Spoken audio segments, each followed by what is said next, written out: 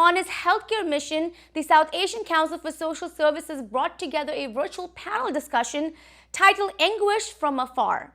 The panel discussion reflected on mental health in South Asian communities during the pandemic. This pandemic has caused a wave of depression and anxiety across the country, and this panel discussion provided more information and resources. Here are some highlights. One of the most difficult things during this pandemic is the type of emotional toll this pandemic has taken on the lives of our people. It's just not enough that they have to struggle for their livelihood, struggle for everything, and the loss of people is there. But now what is happening is their loved ones, their families back home from their countries of origin are suffering. So this has created an extremely critical condition of situation for them. And this webinar that we have today will address how to recognize symptoms of mental anguish and how to cope with that, and what are the resources available and so on. Let me start with asking you, Adiba, what are you seeing and hearing in the community? What are some of the emotional struggles and the challenges that people have been sharing with you? The trauma many of our clients are going through is unbelievable, because most of them are having double loss here in New York and also in India and other countries. So the feelings are really, really mixed. Like, I have a client who lost a sibling, and during COVID, she had to attend the funeral through Zoom. She was so sad and feeling bad about it that she never had a chance to say goodbye to them or have a last word with them. Then I have another client. She is in her 30s, has a teenage son. So she said, I did not even know the day I called 911, ambulance took my husband. That was the last time that I'm going to see him. I will never ever see him again. And what bothers her the most, she couldn't do the ritual, and she couldn't attend the funeral also. Reshma, let me ask you,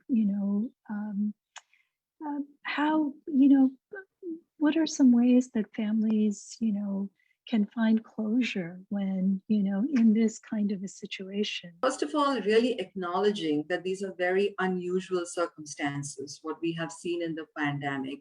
Our sense of control has actually just completely kind of like gone, right?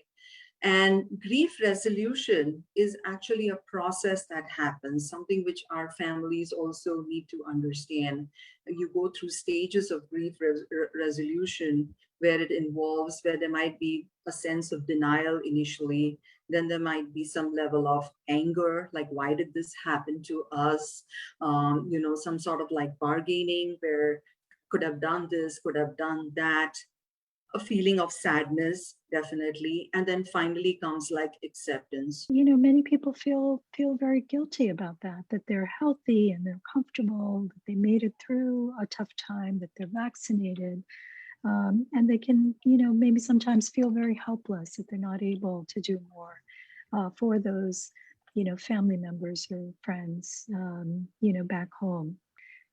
What can people do if they're finding that they're going through a lot of guilt and shame? So first of all, to really understand like survivor's guilt is basically, like really people who think that there is like something wrong with them because they survived through a traumatic event, where others did not. Some of the ways that we can really deal with this guilt, first of all, is like acknowledge, accept the feeling. Okay, so instead of, which is the most important thing with any feeling, right? Like accepting it. Okay, this is what I'm feeling. This is what I'm going through, So really accepting that feeling, and then stop the negative self-talk that you might be having. Okay, so like, giving yourself statements like, I'm a bad son, or I'm a bad daughter, or I did not do this thing, or whatever.